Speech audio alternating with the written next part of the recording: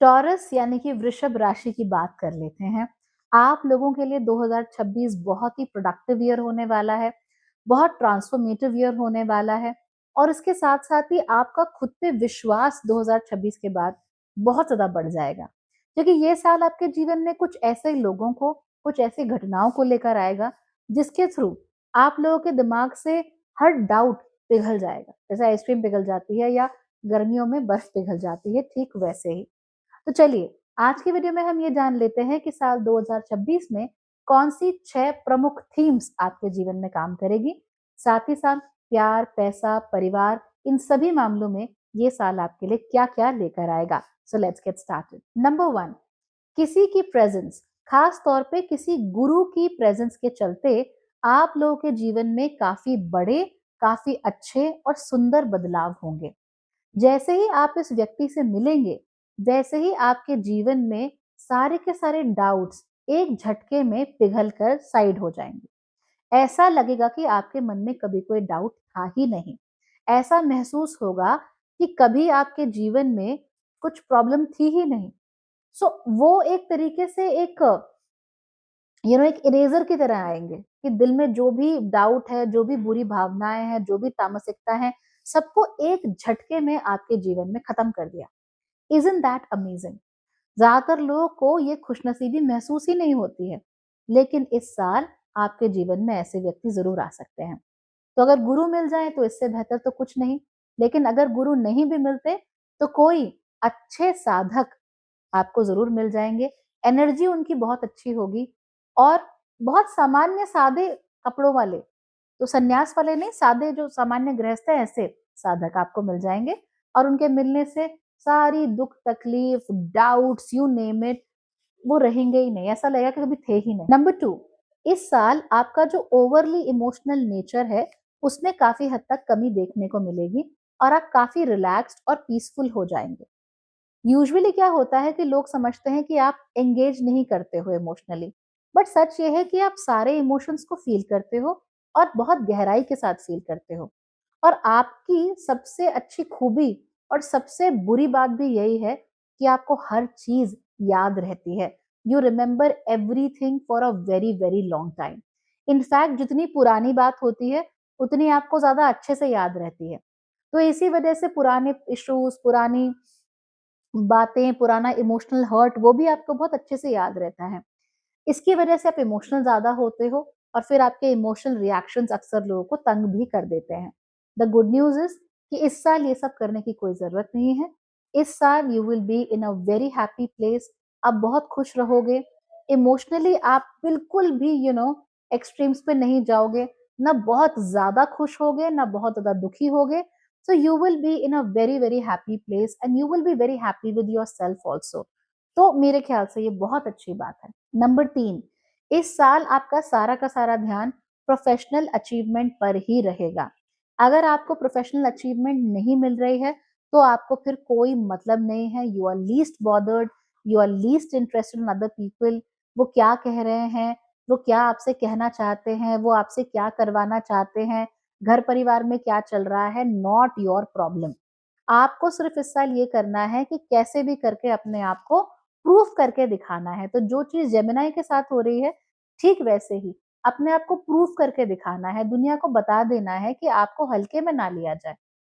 क्योंकि लोग अक्सर आपको हल्के में ले लेते हैं, सोचते हैं कि अच्छा ठीक है, you become an after thought. बाकी सबको बुला लिया, अरे वो वृषभ राशि वाला भी तो रह गया, उसको भी बुला लो। तो ये उसको भी वाला सिस्टम आपके समझ में अब नहीं आ रहा। आप इसके साथ इत्तेफ़ाक नहीं रखते और आपको लगने लगा है कि कहीं न कहीं ये मेरी इंसल्ट हो रही है। सारा काम मैं करूँ, हर तरीके से अपने आप को टॉप पे मैं रखूँ, हर तरीके से सबकी मदद मैं करूँ और उसके बाद भी जब मौका मिले तो मैं ही पीछे छूट जाऊँ। तो ये आपको अच्छा नहीं लग रहा है। दूसरी बात, आपकी अर्निंग से भी आप लोग खुश नहीं हैं। आपको ऐसा लग रहा है कि आप जो पैसा कमा रहे हैं वो इनफ नहीं है, प्रोफ़ेशनली आपने जो अचीव किया है वो इनफ नहीं है।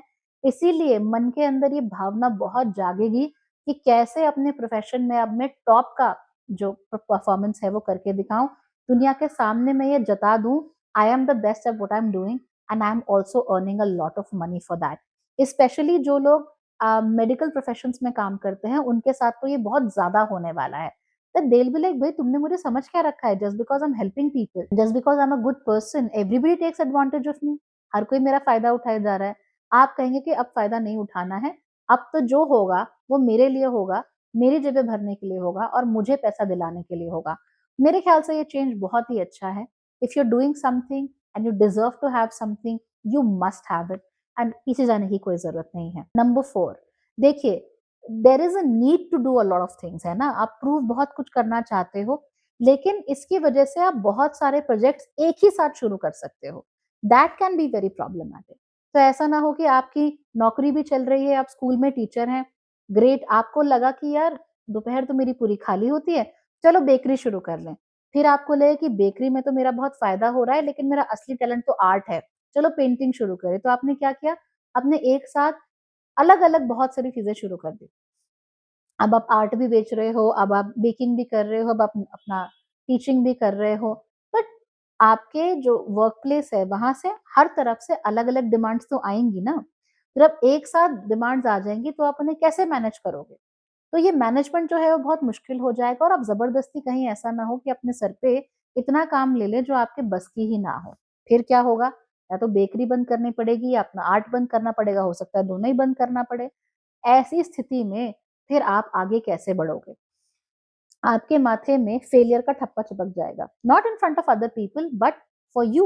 यू विल फील लाइक कि अच्छा मैंने किया तो था, बढ़िया चल रहा था, बट किस्मत को देखो, वो चीज़ मेरे भाग्य में थी ही नहीं, मुझे मिली ही नहीं, मैं तो पैसा कमा ही नहीं सकता।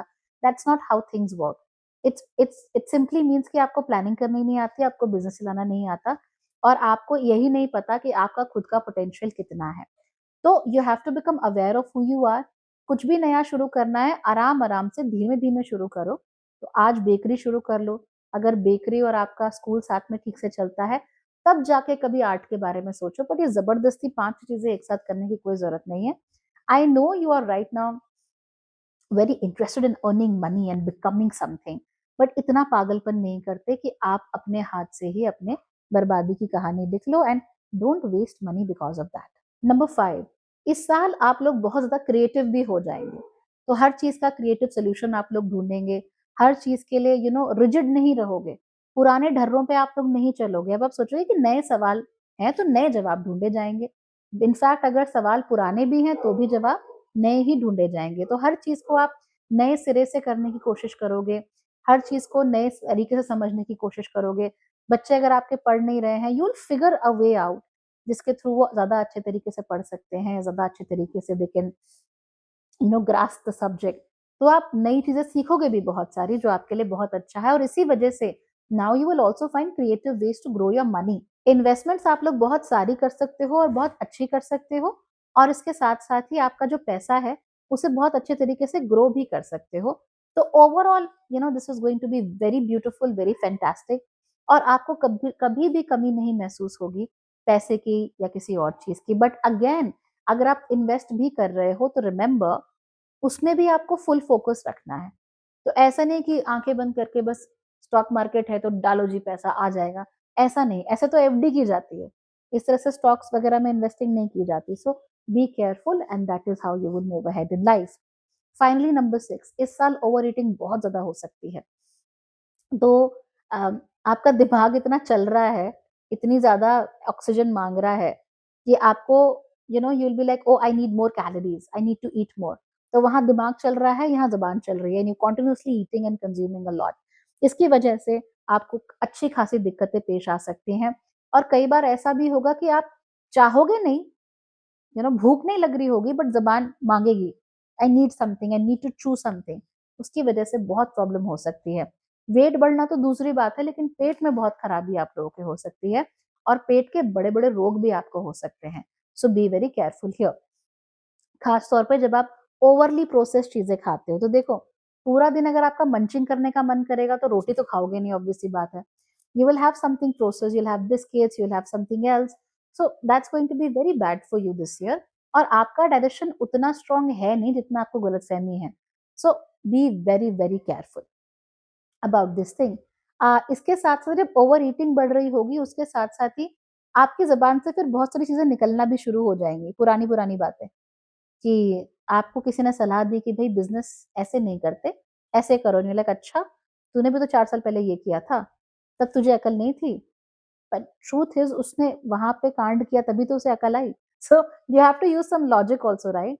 तो इतनी भी पुरानी बातें बाहर निकाल-निकाल के मत लाओ कि लोगों के साथ आपके संबंध खराब हो जाएँ, ओके? अब बात कर लेते हैं प्यार की।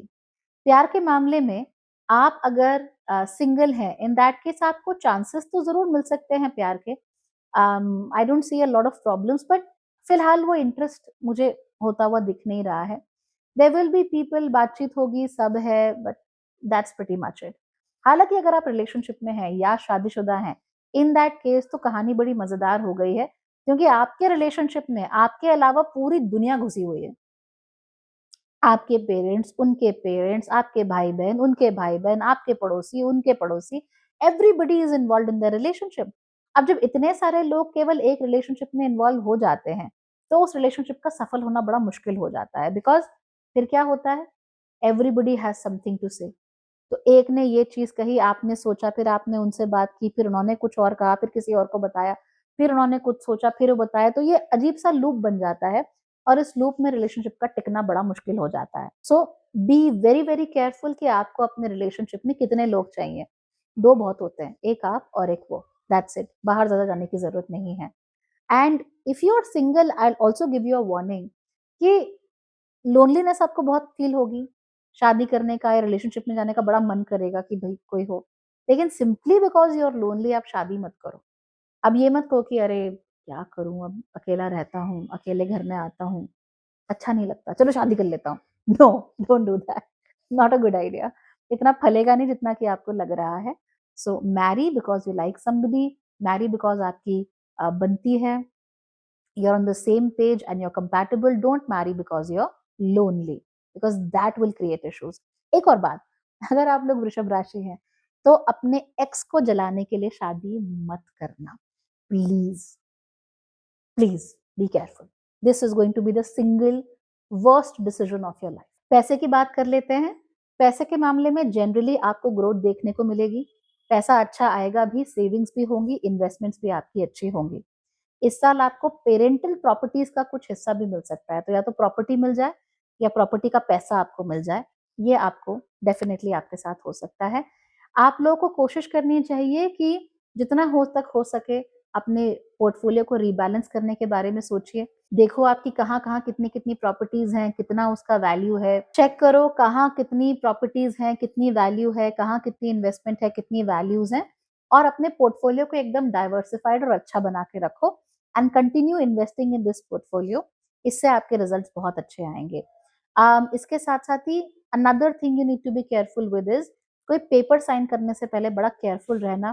किस कंपनी के साथ डील कर रहे हो, कौन सी पॉलिसी ले रहे हो, इन सब को लेकर you have to be very very careful, क्योंकि यहाँ पर गलतियां आप लोगों से हो सकती हैं।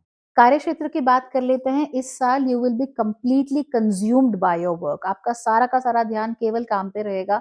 अपने काम में कैसे बेटर करूं, कैसे बेहतर रिजल्ट पाऊं, कैसे ज्यादा पैसा कमाऊं, इस सब को लेकर आप बहुत ज्यादा फोकस्ड रहोगे। I mean I would go on to say you literally go mad with this thing कि दुनिया में सारी चीजें केवल आपका काम है और केवल आपका पैसा है।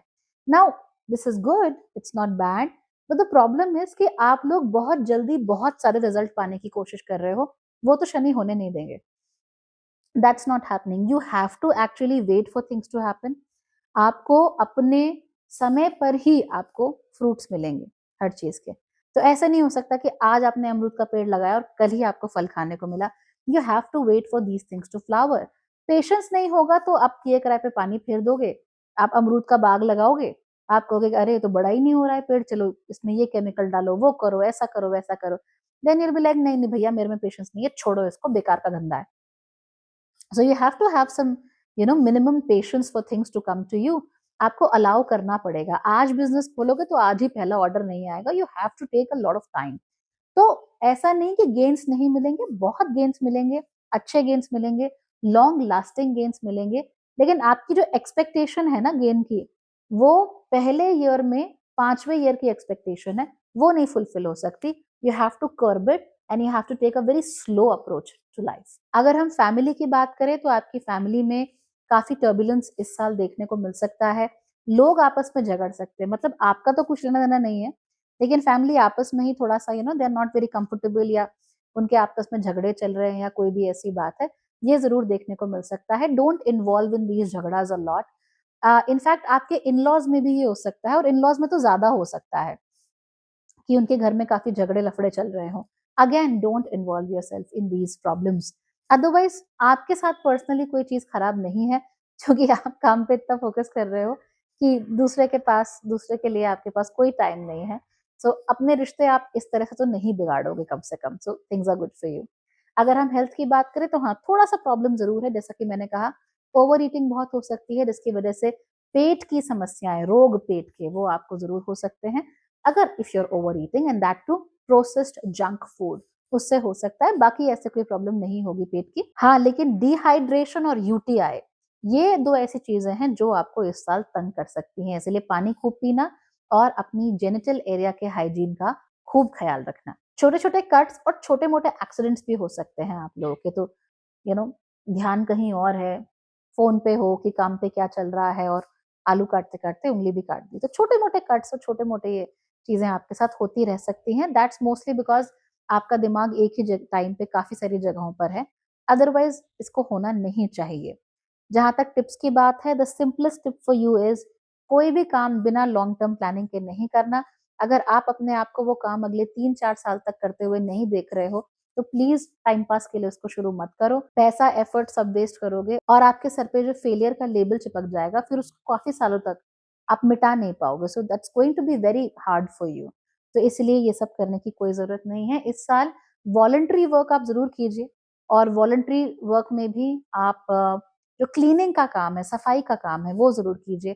तो आपके मोहल्ले में या किसी नदी को सफाई करने का काम, वो बीड़ा उठाना, उधर सफाई करने में मदद करना, वॉलंटरी वर्क करना, लोगों को साथ जोड़ के क्लीनिंग ड्राइव्स ऑर्गेनाइज़ करना, या फिर उनका हिस्सा बनना, ये सब आपके लिए बहुत अच्छा हो सकता है। So make sure you are doing that, okay? So I hope you have a great year. आप बहुत हार्ड वर्क करें, और उसके रिजल्ट्स भी आपको अपने समय से मिलते रहें। Take care everyone. बाय-बाय।